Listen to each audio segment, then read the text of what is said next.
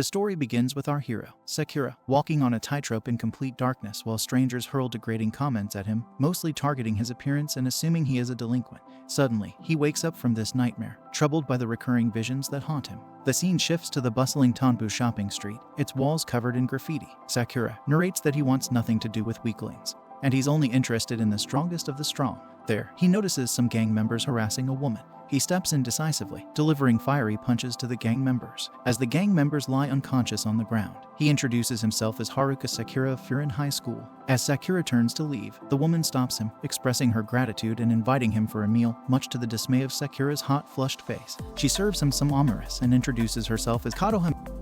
Through Kotoha, it becomes clear that the town was plagued by gang and turf wars until a few years ago. Unlike Sakura's past encounters, Kotoha shows genuine interest in his unique appearance and does not judge him. She is also unafraid of his violent actions. During their conversation, it is revealed that Sakura came to Furin High School with the intention of fighting his way to the top of the notorious delinquent school. As they talk, an old man exits the restaurant, and Sakura hands him his forgotten bag. Later, Kotoha mentions that Sakura won't be able to climb the ladder at Furin because he is alone.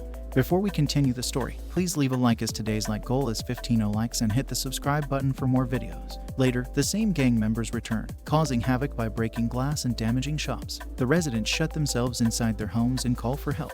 Remembering Kotoha's comment about being alone, Sakura charges at the gang and begins fighting. Kotoha is taken hostage, and Sakura tries to protect her, which hinders his fighting ability. Just as he braces himself to be struck by a baseball bat, an unknown man appears and protects them. Students from Furin High School arrive, stylishly defeating the remaining gang members amidst the cheers of the residents.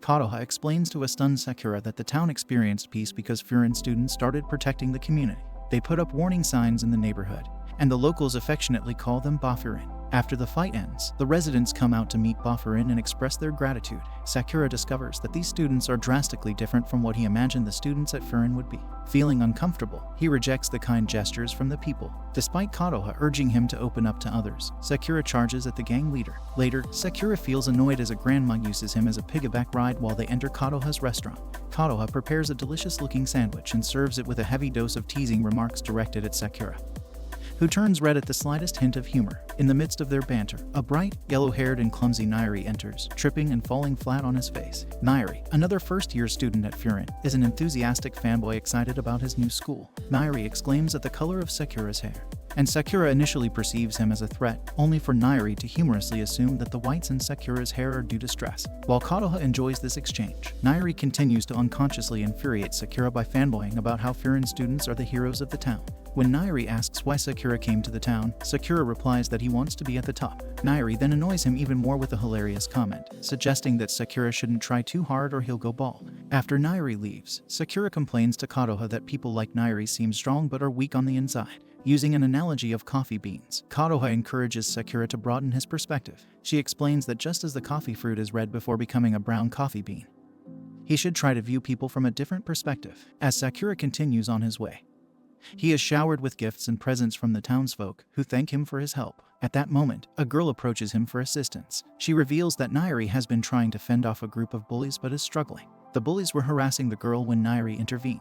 Just as they are about to strike Nairi, Sakura arrives and swiftly beats them into a pulp within seconds. Nairi is in complete awe and devastated, blaming himself for his perceived weakness. He reveals how he was bullied in middle school and saved by a student from Furin, expressing his desire to become as cool as his heroes from the school. Moved by Nairi's confession, Sakura's heart softens, remembering Kotoha's advice. He reassures Nairi, commenting that he is not lame. The girl they helped earlier also comes to thank them both. In that moment, Sakura realizes that he has found his first friend in Nairi. Finally, Nairi and Sakura embark on their first day at Furin High School. Nairi is thrilled to discover his favorite fighters are in the same class but is wary of a particularly dangerous-looking student. Just as they enter the delinquent's classroom, they are greeted by Suo. Contrary to Nairi's expectations, Suo seems cheerful, friendly, and enjoys pranking people with ridiculous jokes. Nairi feared that Suo might engage in a tussle with the newbie Sakura, but instead, Suo warmly welcomes him along with the others in the class. This friendliness surprises both Sakura and Nairi, given their expectations of a school full of delinquents. Everything appears to be fun and games until a table is suddenly hurled at the group by a dangerous-looking student, Kyotaro Sugishita, who is as interested in a challenge of fists as Sakura is. Sakura and Sugishita enter into a scuffle. Suo explains that Sugishita is a fervent fanboy of the leader of Furin and its other members. His passion was so intense, even in middle school, that he was the only one allowed to be called a member of Furin. Tsujishita's attack on Sakura was prompted by Sakura's declaration of wanting to be at the top, which Tsujishita saw as a direct insult to the man who stands at the top. Contrary to everyone's expectations, Sakura manages to kick Tsujishita, bringing their fight to a standstill as an announcement is made. It's Bofurin's representative, Hajime Yumemiya. Everybody in the room stands still out of respect. Yumemiya asks the newcomers to enjoy, not get into a fight on the first day and protect the town. Like an obedient doggy, Tsujishita nods reverently and tries to wipe the blood off his face, complying now that his favorite, Yumemiya, has asked everyone to avoid fighting on the first day. Suo manages to broker a truce between Sakura and Tsujishita, and they shake hands, albeit with a bit too much emotion. Sakura's fellow classmates jump in, praising his fighting skills. For the first time, Sakura feels appreciated and part of a community, as if he's home, and he smiles in acknowledgement. Just then, their seniors call the class out. Outside, they meet Hiragi, who is responsible for Sakura's class and is exclaiming about the group's tardiness, counting down to the millisecond. Sakura recognizes him as the one who saved him in Kotoha. When someone mentions Kotoha's name, Hiragi frantically shuts them up. It seems Kotoha and Yumemiya have some kind of relationship, as Hiragi mentions that if Yumemiya finds out about Kotoha being in danger, Hiragi would be coughing blood. Saying this, Hiragi pops a few pills for an upset stomach named Gas-kun. Meanwhile, Nairi comically jots down this new information about Gas-kun in his Bofurin journal. Nairi then informs Sakura about the structure of Bofurin. Under Yumemiya, the Bofurin representative, there are 4 kings, each serving as a captain for one class in each grade.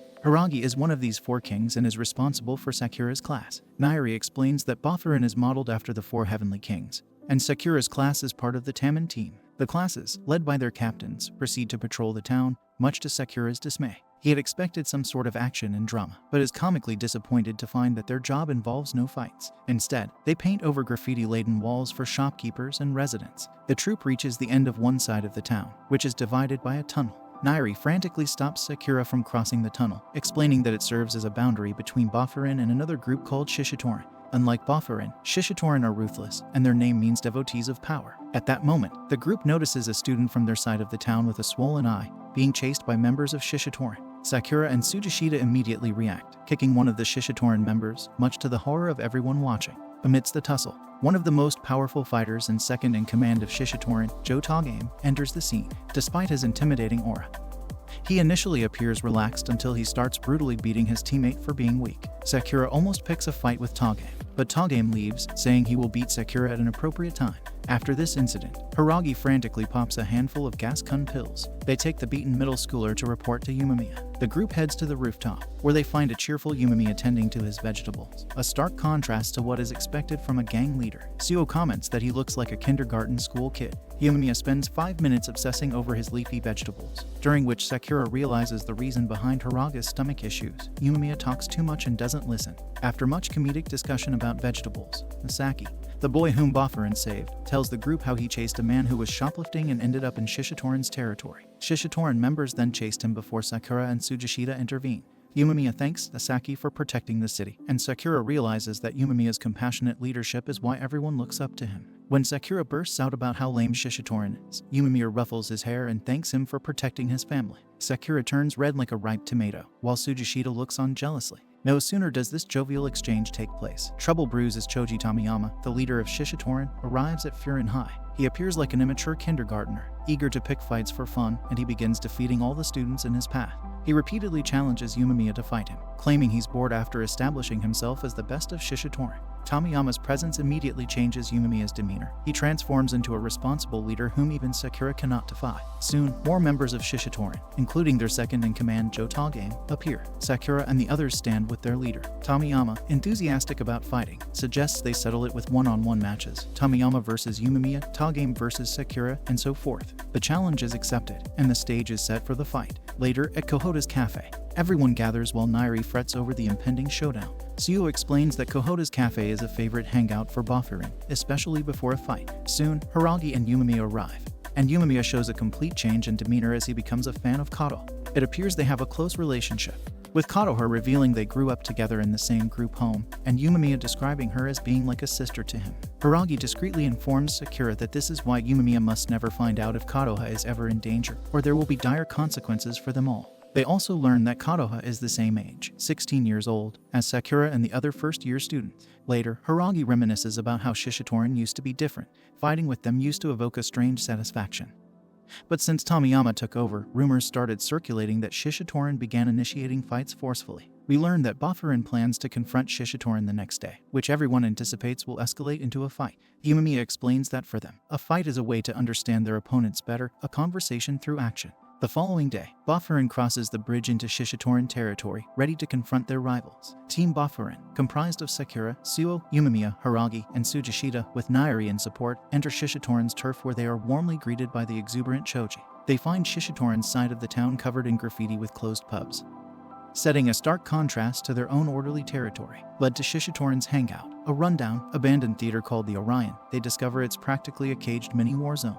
Inside the theater, Shishitoren members are seated and causing a commotion. Yumemiya remarks about Choji on the stage. He's turned it into a gala. As they settle in, Tsujishita's opponent requests to go first. Nairi is visibly concerned for Tsujishita, but Yumemiya dismisses the worries with confidence. Tsujishita takes the stage, and his opponent tries to distract him by mentioning Yumemiya. As Tsujishita turns his head, his opponent lands a surprising punch across his face, shocking everyone. It appears Tsujishita is about to lose, as his opponent is known for knockout punches in one hit. However, to everyone's relief, Tsujishita remains unharmed and swiftly retaliates with a counterpunch, emphasizing the proper way to address Yumemiya as Yumemiya-san, which knocks his opponent unconscious. The members of Shishitoren are left speechless. Choji is ecstatic at this show of strength. Their defeated teammate is treated dismissively and swiftly removed from the stage to clear the way for the next fight. Suo then calls out to his opponent, who nervously bites his nails. It becomes clear that nobody has much information about Suo other than his formidable strength back in middle school. Since Suo did not attend middle school in Furin's town, he remains largely unknown to the others. Suo starts the fight by simply standing there, allowing his opponent to strike at him. However, to everyone's surprise, Suo effortlessly dodges every attack thrown at him. His movements are so graceful that Sakura realizes Suo enjoys playing with his opponents. Despite appearing sadistic, Suo's true intention throughout the fight is to teach his opponent a lesson.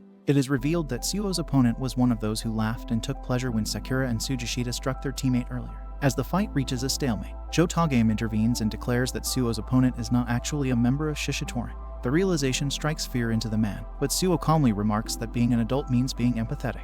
He explains that empathy comes from imagination and experience. Suo's actions were a tit-for-tat response to what the man had done to his teammate, teaching him a lesson in empathy through their exchange. Moving on, Hiragi faces off against Sako, one of the top 5 most powerful members of Shishitoren. There's clearly a history between them, with Sako harboring a deep-seated grudge against Hiragi. During the intense battle, Sako initially dominates, landing heavy blows that seem to overwhelm Hiragi. At one point, Sako kicks Hiragi from behind, seemingly securing victory. Sakura becomes incensed hearing Sako disparage Furin and Hiragi. Yumemiya urges him to remain calm and reveals that Hiragi is one of the 4 kings of Furin, leading the Tamaten team, also known as Bishamatan, the god of war who commands the battlefield. This revelation seems to awaken something in Hiragi, who rises up as if resurrected, completely turning the tide of the fight. In a flashback sequence, it is revealed that Hiragi and Sako first crossed paths when Sako was bullied by classmates for his intelligence. Hiragi intervened, teaching the bullies a lesson. From that moment, Sako looked up to Hiragi, who began mentoring him in combat. Sako aspired to follow Hiragi to Furin High, driven by a desire to support him in becoming the strongest figure there, especially when Furin was still just a school for delinquents without the organized Furin. However, Hiragi encouraged Sako to forge his own path, revealing his allegiance to someone named Yumemiya. Feeling betrayed, Sako resolved to become stronger on his own, seeking out fights wherever he could. It was during this time that Choji and Togame discovered him and recruited him to Shishitoren. Returning to the present, Hiragi is now poised to secure victory in their duel. In a reflective voiceover, Sako expresses his admiration for Hiragi and recalls their time together fondly. As Hiragi ultimately knocks him unconscious, he gently moves Sako aside before Togame can show disrespect. When he goes back to sit next to Yumemiya, he questions on why Yumemiya wouldn't ask about Sako and Hiragi's history. Yumemiya replies that he would be interested when Hiragi would be ready to tell him. Lost in thought about a past battle, Togame is shaken out of his reverie by Choji, who informs him that it's his turn to fight. Sakura eagerly steps forward to face him. As they take their positions on the stage, it becomes immediately apparent that Togame is not only incredibly fast but also operates on a level beyond any previous Shishitoren fighters. He swiftly lands several powerful blows on Sakura, who struggles to keep up. Amidst roaring cheers, Togame batters Sakura's face and accuses him to be one of those all-bark no-bite fighters who claim their power via a powerful pack. The accusation from Togame sparks a surge of determination in Sakura, who finds renewed energy to mount a surprising counterattack, stunning the audience. Memories of his past bullies, who relied on strength in numbers to assert dominance, fuel his resolve as he declares he will never lose to someone like Togame. Their battle transcends mere physical exchanges, delving into deeper philosophical and ideological realms. Togame gains the upper hand, pinning Sakura to the ground under his foot. Undeterred, Sakura accuses Shishitoren of being ruthless bullies, suggesting they should rename themselves as the Bully Club. He criticizes Shishitoren's dedication to power as merely a tool to oppress those weaker than them, including chasing and intimidating middle schoolers. This is when Togame understands why Furin was inside Shishitoren's turf, goes over to the lost fighters who were responsible for chasing the middle schooler, and brutally beats them unconscious. He returns, apologizes for the wait, and asks to continue their fight. The story then delves into Togame's history with Choji and Shishitoren. Initially, Togame was a powerful fighter discovered by Choji, who invited him to join Shishitoren. In those early days, Shishitoren operated more like a tight-knit team or family. Togame cherished Choji's friendship and was inspired by his philosophy that being devotees of power meant achieving freedom rather than oppressing others. However, everything changed when Choji became the leader. He aspired to make Shishitoren as strong and free as he was. Shortly after expressing this goal to Togame, 2 members of Shishitoren arrived with an injured comrade who had been attacked by a rival gang. However, instead of fighting the gang as revenge, Choji kicks the injured member, declares he's not fit to be part of Shishitoren, and takes a sharp U-turn from his earlier philosophy, which is soon drenched in murky waters. Togame is shocked to see this side of Choji. When Choji exerts his authority, Togame decides to become the bad guy in exchange for Choji's original cheerfulness. In the present, Togame appears to lose his fighting spirit. Sakura's question challenges Togame's purpose, leaving him introspective and uncertain. Togame's demeanor reflects defeat as he contemplates the implications of his actions and loyalty to Choji, now clouded by doubt and confusion. Sakura sees Togame as an anomaly within the power-hungry Shishitoren, particularly after Togame emphasizes that their group has no place for scumbags, justifying his actions against those who harassed the middle school student. Through Togame's introspective monologues, it becomes evident that he did not endorse Choji's descent into tyranny but chose to remain silent. Lost in his contemplation, Togame is caught off guard as Sakura launches an attack. With swift and forceful kicks, Sakura declares, "No matter how strong my opponent is, even if they once saved me, I won't turn away or compromise my principles." These words strike a nerve, as Togame realizes he had indeed turned a blind eye and compromised his own values when Choji became a tyrant. Inspired by Sakura's passionate declaration, Togame and Sakura engage in a fierce, lively bout, appearing to the onlookers like 2 madmen deeply engrossed in their tumultuous dance of fists. Their exchange is intense, leaving both battered and bloodied yet exhilarated. During a momentary pause, Togame confesses to Sakura, "I didn't realize fights could feel this fulfilling." They prepare for a decisive final blow, but Togame is momentarily consumed by a flashback where he regrets not challenging Choji's authority earlier. Resolved, Togame willingly takes Sakura's punch, acknowledging defeat with a cheerful surrender. Sakura, however, reacts with frustration at the anticlimactic resolution. Amidst his outburst, Choji interrupts and demands his duel with Yumamiya. Togame attempts to intervene, admitting his mistake and urging Choji to end the conflict. But Choji responds with brutality, kicking Togame down and silencing him. Sakura is on the verge of retaliating, but Yumamiya steps in to prevent further escalation. Meanwhile, Choji ends up revealing his true self to everybody present, exposing how he thinks that everyone in Shishitoren is weak. His plan is to take over Furin and become free. Saying this, he attacks Yumamiya. Watching his fighting style, Suo comments that he has never seen such reckless movements. Choji's a natural-born monster. It soon becomes apparent that although Yumamiya is fighting back, he is also intentionally absorbing Choji's frenzied punches and kicks. "That's weird. I'm landing all these hits," says Choji. Yumamiya replies, "Your fists have no weight. Do you know why? It's because you're not fighting for anything." Despite this, Choji continues to fight, landing punches non-stop. While they're fiercely battling, Choji reiterates that he wants to be free. Yumamiya asks what freedom means to him, and Choji replies that it's when he's having fun. When Yumamiya finally corners him with his questions, Choji mentally gives up and begins punching Yumamiya repeatedly in the face like a madman. To the audience's astonishment, Yumamiya doesn't fight back. It's when Choji bites Yumamiya's throat that Yumamiya comforts him, saying, "It's okay. There's an answer within your heart," and reminds him about the time Shishitoren and Furin had a dispute. Choji was surrounded by people and felt the happiest. Yumamiya stands up and headbutts Choji so he can recall his past memories. Choji's story is finally revealed. The current version of Choji felt like he was walking alone in a desert. But in his past memories, he felt happiness and had the most fun with his teammates. He used to think that being at the top would make him freer and lead to having more fun, but he was wrong. As soon as he reached the top, he found himself all alone. This is when Choji opens his eyes to Togame. Togame breaks down, apologizing to Choji for making him feel isolated. But Choji replies that it wasn't Togame who led to his isolation, but Choji himself. He focused so much on the goal, like a treasure hunt, that when he reached the goal, it all felt empty. To make sense of his emptiness, he erroneously thought that the weakness of the team was an obstacle on his road to freedom. Choji finally comes to his senses and apologizes to Togame. He gets up and offers Shishitoren to Yumemiya since Yumemiya had won, but Yumemiya hilariously comments, "Ha, hell no." Yumemiya proposes they be friends instead, to the shock of the audience. That was it from today's video. I hope that you liked today's video, and if you did, hit that like button as today's like goal is 15 likes. Also, consider subscribing with the notification bell on to get notified as soon as a new video drops onto the channel. I'll meet you in the next video. Until then, thanks for watching.